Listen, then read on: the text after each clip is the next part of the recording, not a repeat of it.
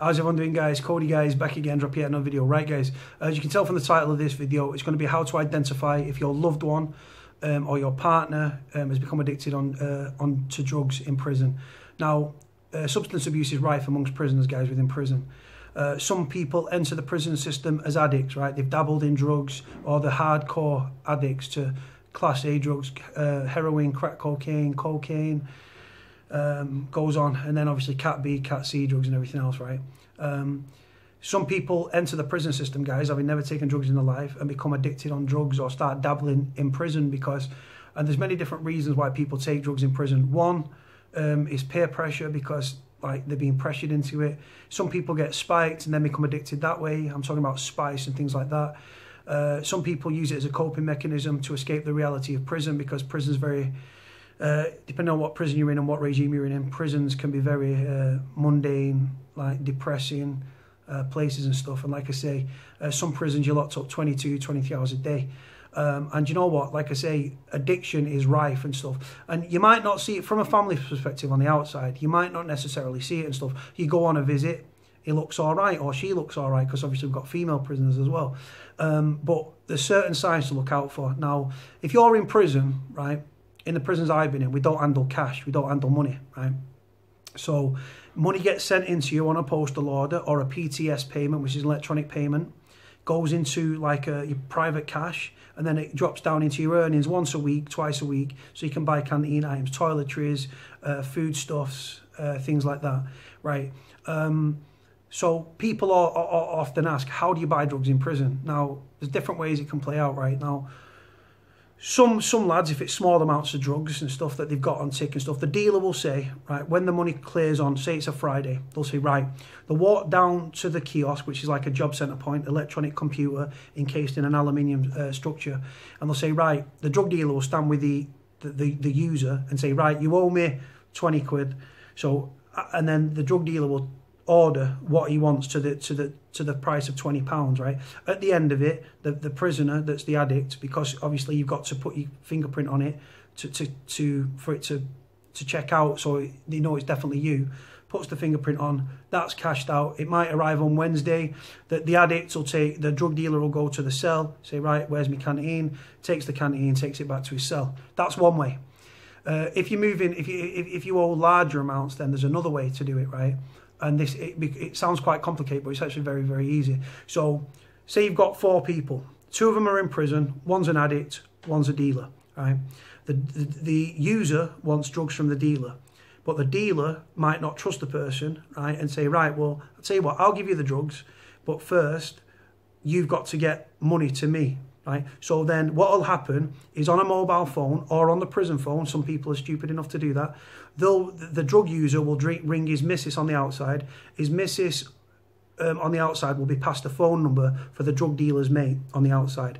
Or what they'll do, or bank details, and they'll wire the money to the drug dealer's mate. The drug dealer will then ring his mate on the outside and say, right, has that money landed? Yes, right, he'll hand the drugs over, or the mobile phone or whatever. And that's the way it goes, guys, right? So if you've got a loved one in prison, a partner, right, that is demanding, and I don't mean asking for, I mean demanding, right? They're snapping because they need that fix, they need that drug. Now, heroin is in prison, crack cocaine's in prison, weed's in prison, skunk, steroids, Dianabol, which are steroids and things, they're in prison. You've got weed, spice is a massive, massive problem within prison. Synthetic cannabis shows up on MDT now, mandatory drugs test, or VDTs, voluntary drugs tests and stuff. And the reality is, if he's ringing you, stressing out on the phone, I need money for this, I need money for that, send me some money in, and then you're sending money in to him for to put money on his pin, but he's not really ringing you, that tells you where his money's going. His money's going on drugs, right? He'll buy canteen items, the drug dealer will come, he'll take them items from him, and they'll go and put them in the cell and stuff, right? Because again, it's supply and demand. Some people pay more than others when it comes to drugs in prison, because if you're the only one on the wing, there's a drought on, parcels have been intercepted, and you're the only person that's got the drug, you can charge a premium, right? if you've got 3 or 4 lads on the wing or 5 or 6 lads on the wing that are doing a bit, you can't sell it for a premium because people will undercut you, you'll lose business, and your drug users will go to those guys instead. Like I say, it's a business at the end of the day. But yeah, so if he's ringing you and he's demanding money and stuff, and he's sending him money in for postal orders and stuff, but then he's saying, oh, I need you to send money to this guy, right? And if you don't know this person and you're having to send money to this person or wire money to this connect person or go and meet this person and hand over money, what you've got to think inside is, obviously, alarm bells should be ringing in your head, and you should be thinking, you know what, he's addicted to drugs, right? There's a lot of women on the outside, right? That I'm sorry to say, they've got their heads in the sand. They haven't got a clue. Right? They're very naive and they're very stupid, right? Some prisoners love the missus and stuff, and they live for them and they don't take them for granted. Then you've got other prisoners that are very selfish. They become addicted to drugs. They don't give a shit about the woman or the missus on the side piece on the out, right? Because again, when you're in prison, if you've got someone writing to you and sending you postal orders and buying you tracksuits and clothes and sending you money in for the prison phone, but you're not spending it on your pin, you're spending it on items on the canteen to give the drug dealer because you owe money for drugs, and then on the outside this missus is running around for you and wiring money and stuff here, there and everywhere for you. Do you really think he cares about you? No, he don't give a shit about you. He wants drugs. And the thing is, right, I've seen it firsthand in prison. Prisoners, when it become addicted to spice and other drugs, right, the body craves it and stuff, and they do some horrific things, and they become very selfish, right? I don't take drugs or anything like that. I had hooch in prison, and like I say, but I was like, my mum was sending me money in and stuff like that, and I was working as well. But prisons are very selfish places and stuff, right? And like I say, the guy will be treating you like shit and stuff, right? Speaks to you like shit, tells you what you want to wear because he wants you to send money in postal orders. He wants you to go and meet people on the outside because he needs you to pass money over to the drug dealer's friend, right? And then the drug dealer rings his mate and says, yeah, is that money there? Yep. And release the drugs or that drug debt. Because where there's drugs, there's violence. Where there's drugs, there's debt. And where there's debt, there's bullying and violence, right, guys? And like I say, drugs are very, very addictive and stuff like that. And like I say, a whole variety of why people take drugs and stuff, right? Some are a coping mechanism, some are addicts, some are peer pressured, some are bullied into it, some are spiked. It goes on that way. But there is these women out there that are so thick and stupid, right? They're getting used, right? And the lad, like I say, when the guy gets out of jail, right, he'll end up getting rid of her anyway because he don't give 2 shits about her. A woman gives him light at the end of the tunnel, right? She's sending him money. She's going on visits, right? She's sending him postal orders or PTS payments, right? She's writing to him. She goes on visits, right? She's running around buying clothes for him. She's running around wiring money for him, right? And he's sat there in jail like, I'm getting the drugs that my body craves and stuff because they've become an addict, right? They'll lie through the teeth and tell you they're not on drugs. They're on the voluntary drugs testing wing and stuff. They're not on drugs because they're on VDTs, which again stands for voluntary drugs testing. If you come in for your HDC or your CAT review or your pro board and stuff like that, you might put yourself on VDTs and stuff. There's a lot of people that say they're on VDTs, but they're not. But they'll tell that to the missus on the outside. So the missus think, well, he's not taking drugs because he's put himself on voluntary drugs test. Just because he said it doesn't make it true. Then you get these guys that come out, right, and start telling you that, oh, I get money taken out of... like people start saying, oh, I get bang up paying, I'm working in prison, I get 50p a day.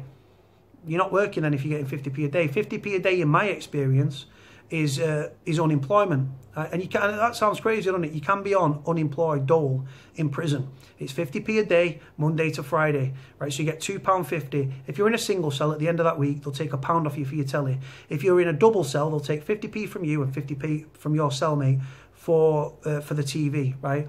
But then people start coming out with, oh, well, I've been fined and stuff. I've got to pay £6 a week or £10 a week because I smashed my cell up, right? You just get a nick and you get an adjudication.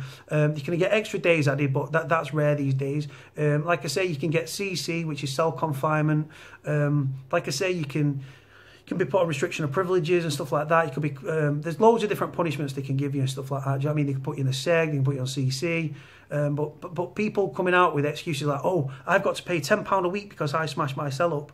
Right? If everybody was fined for every time they smashed the cell up, then the prisons would be they'd be even richer than they are now, even though they don't put the money back into the system, right? So guys will lie to women, right? And like I say, you've got these hardcore women that they just won't be told and stuff, right? So like I said, I'm not trying to blow the lads up, absolutely not. But as a prisoner, I think that prisoners' families and prisoners' girlfriends have a right to know that if he's demanding money and he's kicking off with you to send money and he's stressing and stuff, and you're going on the visit and he's on your case and all he don't ask about you, he's not care about you or the kids or how you are, but he's money. I need that money. I need you to pass that money. I need the money. Will you send me a post order and is it arrived yet? I've not got it. Right? Why is that? Because they're stressing. Because one, they need the drugs, or two, they're in fear of getting fucking done in. Because like I say, where there's drugs, there's debt. And where there's debt, there's violence and there's bullying, right? And like I say, in prison, you can't run away from your dealer, can you? Right? You can put yourself on OP. For those that don't know, OP stands for own protection. We call them deadheads in jail, yeah? Like I say, spice is a big problem within prisons and stuff. And if it gets hold of somebody, you won't recognise them. They will literally step over their own mother, right? And lie to the family and to the girlfriends to get that drug. And I feel sorry for some of them in a way. But the reality is, taking drugs is a choice. A lot of people that are addicts and stuff like that have lived horrific lives. I've been through a lot of shit in my life myself, right? I never turned to drugs, I never turned to drink. But some people turn to drugs and turn to drink to block out what they've been through and stuff. And I feel sorry for those guys. But like I say, these dumb women out there that have got their head in the sand and stuff, and it's quite obvious that they're like, well, they're kicking off and they're moaning to the families or to the friends going, oh, well, he keeps asking me for money, but then I keep sending it to him. So if you keep sending, you're looking out for him, and who's he looking out for? He's looking out for himself, right? Like I say, in prison, if you borrow something, like if you get something on tap, right, or lay, right, there's a thing in prison, and you guys will know what it's about if you've been in jail, double bubble, right? It means you get, if you don't pay it when you say you're going to pay it, it gets doubled, right? Or if you, like example, I use tobacco as currency, right? I don't smoke, but I'd borrow a Q to buy something, right? And then from that queue, I'd have to pay ½ ounce back. If you borrow ½ ounce, you've got to pay an ounce back, right? If you borrow an ounce, you've got to pay 2 ounces back. Then, like I say, you've got the smoking ban and stuff like that, where people are paying over an ounce for tobacco. They're paying like over £100 for an ounce, for an ounce of tobacco. Like I say, drugs and stuff, you're getting.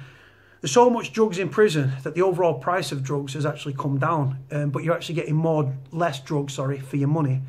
So like I say, spice is something that people have to take on a daily basis, right? Weed, you can blaze it and then you're like, right, I'll chill for a bit and blah, blah, blah. Some people need it every night, but spice is the drug of choice in prison. And like I say, that's where I've seen the drug debts come from. That's where I've seen the beatings come from. And the thing is, like, I'm not coming at this I've supported people in prison, yeah, but I've also been in prison. And like I say, I've seen this selfish nature of people play out and stuff like that. And it's sad to see these women that are love-struck in their head. The guy don't give a fuck about them, right? Not all of them. Like I say, there are them loved-up relationships. But there's a lot of guys in jail that are like, you know what? We're prisoners, right? And people think that prisoners, because they're in prison, they're thick and they're stupid. Clueless people. Prisoners are very switched on and very shrewd, actually. And like I say, they'll lie to you and tell you what you want to wear so that they can get that money, so they can get the drugs. And the thing is, if they're doing that to you, they're probably doing it to other women as well. They've probably got other women coming up and visiting them and sending them money and stuff like that. And like I say, you get these love-struck women that are thick as anything, right? They're being exploited, they're being used so that the guys in prison, right, can get the money and pay for the drugs and stuff, or pay the debts off. Like I say, if you're going meeting someone at night on a street, yeah, to hand over money, right? That person's not buying in fucking canteen items in prison, right? It's for drugs. Open your eyes, right? And like I say, you get people that are doing years and stuff, and these women are like, yeah, well, he doesn't tell me he loves me. He said that can we be friends and stuff, and when we get out, we'll see how we go, right? That's a guy that's going to keep you on side because you're buying him stuff, you're buying him clothes, you're putting money into his prison account, yeah? You're buying him drugs, you're paying off his drug debts, right? You're going up on visits and stuff. He has to see you for an hour. It gets him out of the cell, right? Tells you he loves you. Oh, yeah, great, babe, can't wait to be with you. Right, send me some dirty pictures, yeah? He's getting dirty pictures from you. You're running around from him. You're paying off his drug debts. You're sending him money in prison to buy drugs. He's not really ringing you because he puts probably £2 or £3 on the prison phone a fucking week, right?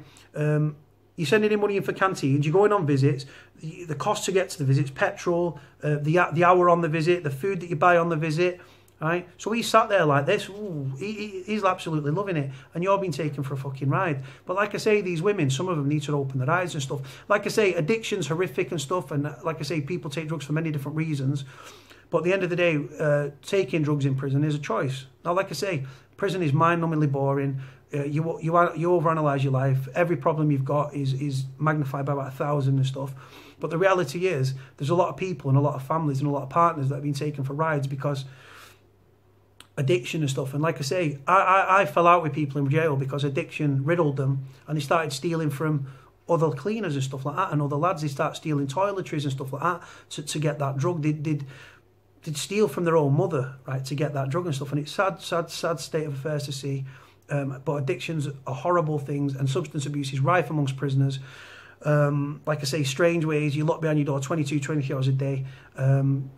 People take drugs to get off the face, to, like I say, to escape the reality of the surroundings, because prison does strange things to you and affects you psychologically, emotionally, and not to mention your loved ones on the outside financially.